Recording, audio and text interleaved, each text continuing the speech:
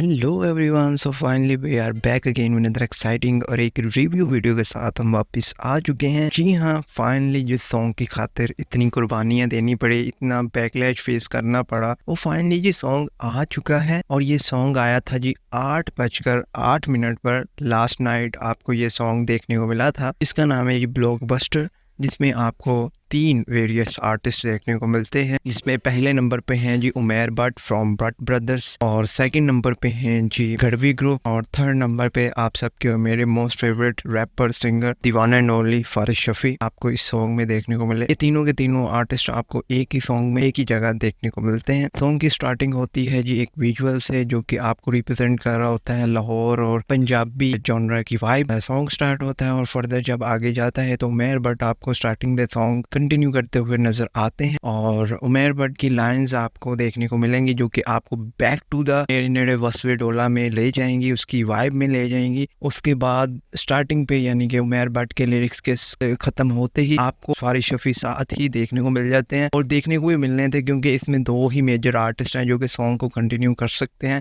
वो उमर बट हैं और फारिश शफी हैं।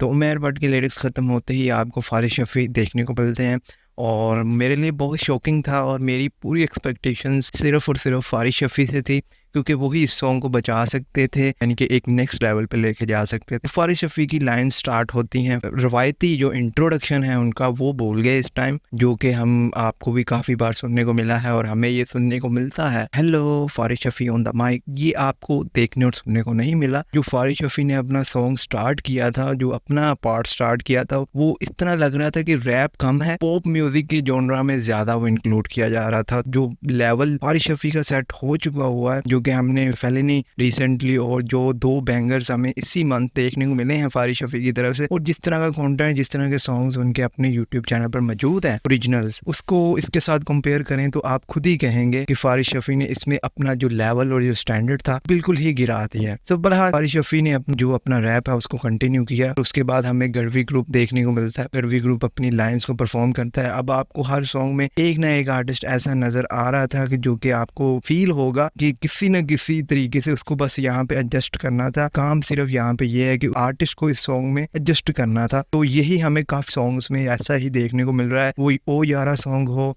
वो फिर चल चलिए हो, या फिर वो ब्लॉकबस्टर हो, हर सॉन्ग में ऐसा लग रहा था कि एक ना एक आर्टिस्ट को बहुत यानी कि ज्यादती के साथ, जिसको कह रहे हैं ना कि बदोबदी वाला हिसाब यानी कि किया जा रहा है, और सॉन्ग में इसको एडजस्ट किया जा रहा है, क्योंकि उसको सिर्फ और सिर्फ 1 से 2 लाइंस दी जाती हैं। वही इस बार हुआ है गढ़वी ग्रुप के साथ। गढ़वी ग्रुप को पहले विजुअल में मिड में जाके एक लाइन दी गई, फिर आखिर पे एक लाइन दी गई, और डेट्स इट। उसके बाद उनका मुझे इस सॉन्ग में इंटरफेयर नहीं देखने को मिला, और ये सॉन्ग इसी तरह से कंटिन्यू होता है। गढ़वी ग्रुप के बाद हमें लास्ट पे फारिश शफी अगेन देखने को मिलते हैं, जिसमें वो अपने पॉप जॉनरा से बाहर आते हैं। तो वो एक मेरे लिए सरप्राइजिंग था। मुझे लगा कि अब सॉन्ग बच गया और सॉन्ग की वाइब आएगी। आप देखने का 3 मिनट का सॉन्ग गुजर गया था, और लास्ट मिनट में हमें फारिश शफी का यानी कि असल रूप देखने को मिला। और वो क्या ही देखने को मिलता है कि वो बाइट से उठते हैं, और बाइट से जब यानी कि बस में एंटर होते हैं, बस में एंटर होते ही फिर वो पॉप जॉनरा वापस आ जाता है। तो पॉप जॉनरा, उनका रैप इस तरह से मिक्स किया जा रहा था, ऊपर से बेस थी, कुछ समझ नहीं आ रहा था कि सॉन्ग किधर जा रहा है और किस रेंडिशन पे इसको इन्होंने बनाया है,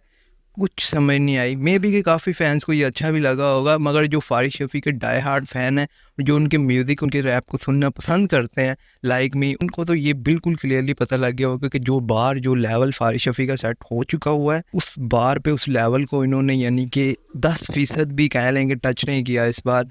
और इससे अच्छा तो वो पिछले सीज़न का सॉन्ग था, जिसमें हमें मोजिस सारिफ वाला सॉन्ग था। उसमें हमें फारिश शफी और उनकी यानी कि खुद की बहन मीशा शफी दोनों की कोलैबोरेशन देखने को मिली थी, और उसमें आपको आइकॉनिक लाइन देखने को मिली थी। फारिश शफी जब अपना सॉन्ग स्टार्ट करते थे, वो लाइन थी, hello Faris on the mic. तो इस तरह से ये जो इंट्रो होता है, ये फारिश शफी की पहचान। जब फारिश शफी ये इंट्रोडक्शन और इंट्रो परफॉर्म करते हैं, समझ लें कि गाना तबाह ही जाएगा और बहुत हैवी जाएगा, क्योंकि वो एक ऐलान जंग होता है फारिश शफी के वो बीस्ट मोड का।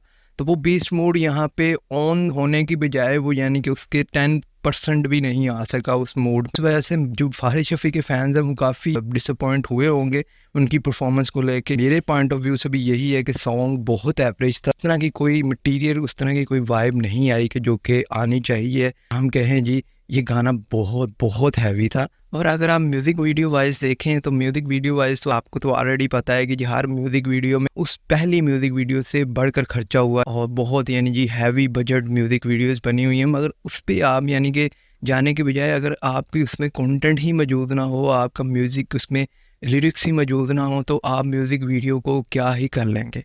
तो म्यूज़िक वीडियो कभी भी आपको व्यूज़ नहीं ला के देती जब तक उसमें आपका कंटेंट उस तरह का मौजूद ना हो। तो म्यूज़िक वीडियो आप चाहें लाखों करोड़ों रुपए ला के बना लें, लोग उसको कभी भी पसंद नहीं करेंगे। तो वही है कि आपको मिक्स रिएक्शंस देखने को मिलेंगे कमेंट सेक्शन में इस सॉन्ग के। मगर बहरहाल जो हमारा पॉइंट ऑफ व्यू, जो हमारा रिव्यू हमने आपके सामने रख दिया। आपके क्या थॉट्स हैं इस सॉन्ग को लेकर, आपके क्या थॉट्स हैं ब्लॉकबस्टर और फारिग शफ़ी के इस रेंडिशन को लेके कमेंट सेक्शन में आप बता सकते हैं। कमेंट सेक्शन ऑलवेज़ आपके लिए खुला है और इसी तरह की रिव्यूज़ और अपडेट्स और तमाम कोक स्टूडियो सीज़न 15 के एक्सक्लूसिव अपडेट्स जानने के लिए आप यानी कि इस चैनल को सब्सक्राइब कर सकते हैं। This is the right place और मैं आपसे मिलूँगा ऐसी मज़ेदार इंटरेस्टिंग वीडियो के साथ नेक्स्ट टाइम।